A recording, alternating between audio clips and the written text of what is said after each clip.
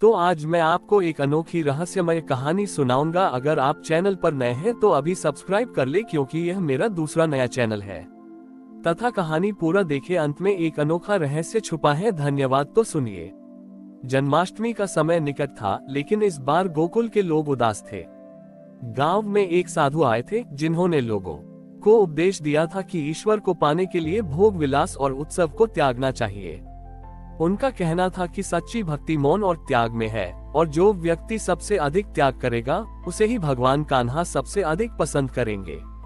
साधु की बातों से प्रभावित होकर गांव के लोगों ने जन्माष्टमी पर मौन रहने और कोई उत्सव न मनाने का संकल्प ले लिया। गोपियों ने इस बार माखन और मिठाई बनाना बंद कर दिया। ग्वालों ने अपनी बांसुरी किनारे रख दी। हर तरफ एक अजीब सी खामोशी छा गई थी, जो जन्माष्टमी के उल्लास को निगल रही थी। ये सब देखकर कान्हा बहुत दुखी हुए।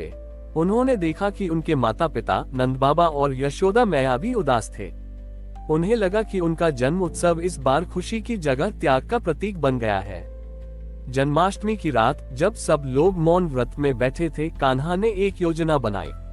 उन्होंने सबसे पहले एक छोटे से बच्चे को बुलाया और उसके कान में धीरे से कुछ कहा। बच्चा मुस्कुराया, लेकिन उसने कोई आवाज नहीं की। फिर कान्हा ने अपनी बांसुरी उठाई, लेकिन उन्होंने कोई धुन नहीं बजाई। उन्होंने बस बांसुरी के छेद से एक हल्की सी हवा निकाली। ये हवा इतनी धीमी थी कि किसी को सुनाई नहीं दी, लेकिन साधु ने महसूस किया कि यह हवा उनके मन को शांति दे रही है। इसके बाद कान्हा ने नंद बाबा के पास जाकर उनके हाथ से एक फूल लिया और उसे यशोदा मैया के बालों में लगा दिया। यशोदा मैया ने अपने पति की तरफ प्यार से देखा और उनके चेहरे पर एक हल्की सी मुस्कान आ गई। यह मुस्कान साधु के मन में प्रेम की एक नई भावना जगा गई।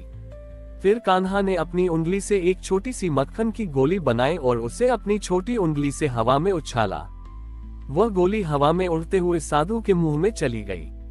साधु ने मक्खन का स्वाद लिया तो उन्हें बचपन में अपनी माँ के हाथों का स्वाद याद आ गया। साधु का मन पिघलने लगा। उन्हें समझ आ गया कि त्याग और मौन से ईश्वर को पाया तो जा सकता है, लेकिन प्रेम और आनंद के बिना वह भक्ति अधूरी है। उन्होंने अपनी आंखें खोली और कहा, कान्हा, तुमने मुझे सिखाया कि सच्ची भक्ति मन की शांति में तो है, लेकिन उस शांति को प्रेम और आनंद से जोड़ना भी जरूरी है। उस दिन साधु ने अपना त्याग का संकल्प तोड़ दिया और गांव के साथ मिलकर हंसा और गाया। उन्होंने गांव वालों से कहा, भगवान हमसे त्याग नहीं, बल्कि हमारे दिलों में छुपा हुआ प्रेम और खुशी चाहते हैं। उस साल की जन्माष्टमी पर गोकुल ने मौन का संकल्प तोड़ा, लेकिन उन्होंने एक नया संकल्प लिया, प्रेम, आनंद और निश्चल भक्ति का। और कान्हा ने भी उसी रात जन्म लिया, क्योंकि इस बार उनका स्वागत नियमों से नहीं, बल्कि दिल की सच्ची खुशी से किया गया था। साधु के जाने के बाद गोकुल ने अपने मौन और त्याग के संकल्प को प्रेम और आनंद के संकल्प में बदल दिया। लेकिन ये बदलाव एक और चुनौती लेकर आया। साधु के एक शिष्य ने, जिसका नाम विराग था, ने अपने गुरु के हृदय परिवर्तन को अपनी साधना का अपमान माना। वो एक ऐसा भक्त था जो केवल कठोर नियमों और त्याग को ही सच्ची भक्ति मानता था। विराग ने गोकुल आकर गांव वालों को उपदेश दिया, आप लोग ईश्वर को भूल रहे हैं। आप भक्ति को केवल खेल और हंसी बना रहे हैं। सच्ची भक्ति तो समर्पण और कठोरता से आती है। विराग ने गांव के बीचों बीच एक बहुत ही कठोर तपस्या शुरू कर दी। उसने अपनी आंखें बंद कर ली और दिन रात बिना कुछ खाए पिए, बिना हिले डुले साधना करने लगा। गांव वाले उसे देखकर फिर से दुविधा में पड़ गए। उन्हें लगा कि शायद वे गलत हैं और विराग की कठोरता ही सच्ची भक्ति है। धीरे धीरे गांव के लोगों ने फिर से हंसना और खेलना कम कर दिया। जन्माष्टमी आने वाली थी, लेकिन इस बार कोई उत्साह नहीं था। लोग विराग की तपस्या से प्रभावित होकर अपने अपने घरों में मौन साधना करने लगे। कान्हा ने जब ये सब देखा तो वे समझ गए कि यह केवल विराग का अहंकार है, जो गांव की खुशी को फिर से छीन रहा है। कान्हा ने एक नई योजना बनाई। जन्माष्टमी की रात जब विराग अपनी तपस्या में लीन था, कान्हा ने एक ग्वाले से कहा कि वह एक सुंदर और मुलायम गाय लेकर आए। कान्हा ने उस गाय को विराग के पास खड़ा कर दिया। गाय ने धीरे से अपनी गर्दन झुकाई और विराग के चेहरे को प्यार से चाटना शुरू कर दिया।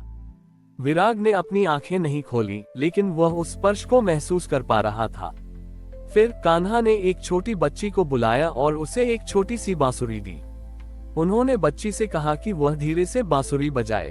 बच्ची ने बांसुरी बजाना शुरू किया तो उसमें से कोई धुन नहीं निकली, बल्कि एक ऐसी आवाज निकली जैसी माँ अपनी बच्ची को सुलाते समय गाती है। विराग ने उस आवाज को सुना तो उसे अपनी माँ की याद आ गई। उसकी आंखों में आंसू आ गए, लेकिन उसने अपनी तपस्या नहीं तोड़ी। अंत में कान्हा ने खुद विराग के पास जाकर उनके माथे को अपने नन्हे हाथों से छुआ। जैसे ही कान्हा ने उन्हें छुआ, विराग ने अपनी आंखें खोली। उन्होंने देखा कि कान्हा उनके सामने मुस्कुराते हुए खड़े हैं। विराग ने कहा, तुमने मेरी तपस्या भंग कर दी। कान्हा ने मुस्कुराते हुए कहा, मैंने तुम्हारी तपस्या भंग नहीं की, बल्कि तुम्हें सिखाया कि सच्ची तपस्या कठोरता में नहीं, बल्कि उन छोटे छोटे स्पर्शों और आवाजों में है जो प्रेम और अपनेपन से भरे होते हैं। विराग समझ गया कि उसकी तपस्या अहंकार से भरी थी। उसने कान्हा के चरणों में झुककर कहा, मुझे माफ कर दो। मैंने समझा कि ईश्वर को पाने के लिए हमें खुद को कष्ट देना पड़ता है, जबकि ईश्वर तो हमारे पास ही है, प्रेम और आनंद के रूप में। उस साल की जन्माष्टमी पर गोकुल के लोगों ने न केवल हंसकर और नाचकर उत्सव मनाया, बल्कि उन्होंने ये भी सीखा कि सच्ची भक्ति किसी कठोर नियम का पालन करना नहीं, बल्कि अपने जीवन के हर पल में प्रेम और आनंद को महसूस करना है। विराग के हृदय परिवर्तन के बाद गोकुल में प्रेम और निश्चलता की लहर फिर से दौड़ गई। विराग ने अपनी तपस्या के सारे नियमों को त्याग दिया और कान्हा के साथ बच्चों की तरह खेलने लगा। गांव वालों ने उसे देखकर समझा कि सच्ची भक्ति का कोई नियम नहीं होता, वह तो बस प्रेम का एक भाव है। लेकिन विराग का ये बदलाव उसके पुराने गुरु को अच्छा नहीं लगा। गुरु को लगा कि विराग ने अपनी कठोर साधना को त्याग कर अपनी तपस्या का अपमान किया है। उन्होंने गोकुल आकर विराग और कान्हा को चुनौती दी। गुरु ने कहा, अगर प्रेम ही सच्ची भक्ति है तो मैं अपनी साधना से एक ऐसा संकट लाऊंगा जिसे तुम केवल प्रेम से दूर करके दिखाओ। अगर तुम सफल हुए तो मैं मानूंगा कि प्रेम ही ईश्वर तक पहुंचने का सही रास्ता है। गुरु ने अपनी शक्ति से गोकुल के ऊपर एक घना और काला बादल बना दिया। यह बादल सिर्फ सूरज की रोशनी को ही नहीं, बल्कि गांव वालों की खुशी और आशा को भी रोक रहा था। गांव में धीरे धीरे उदासी फैलने लगी। लोग फिर से डरने लगे कि क्या उनका प्रेम इस संकट को दूर कर पाएगा।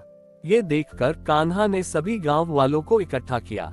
उन्होंने कहा, गुरु की तपस्या का सम्मान करना चाहिए, लेकिन हमें अपने प्रेम को भी साबित करना है। कान्हा ने गांव वालों से कहा, हमें इस बादल को हटाना नहीं है, बल्कि हमें अपने मन के अंदर एक ऐसा सूरज उगाना है जो इस उदासी को दूर कर सके। गांव के लोगों ने कान्हा की बात मानकर एक दूसरे से जुड़कर एक बड़ा घेरा बनाया। उन्होंने अपनी आंखें बंद की और अपने मन में सबसे प्यारी और खुशी की यादों को याद करना शुरू किया। किसी ने कान्हा के साथ माखन चुराने का पल याद किया, तो किसी ने रासलीला का। धीरे धीरे उस घेरे के बीच से एक अदृश्य ऊर्जा निकलने लगी। यह ऊर्जा इतनी शक्तिशाली थी कि उसने गांव के हर घर, हर पेड़ और हर व्यक्ति को छू लिया। गांव वालों के चेहरे पर एक चमक आ गई जो उस काले बादल से भी ज्यादा रोशन थी। गुरु ने जब ये देखा तो वे हैरान रह गए। उन्होंने देखा कि उनकी तपस्या से बना काला बादल अपनी जगह पर था, लेकिन गोकुल में अब कोई अंधेरा नहीं था। हर तरफ खुशी और उल्लास की रोशनी फैली हुई थी। गुरु समझ गए कि उनकी तपस्या केवल बाहरी थी, जबकि कान्हा और गोकुल वालों का प्रेम अंदर से था। उन्होंने कान्हा के पास आकर कहा, तुम्हारे प्रेम ने मेरी तपस्या को हरा दिया।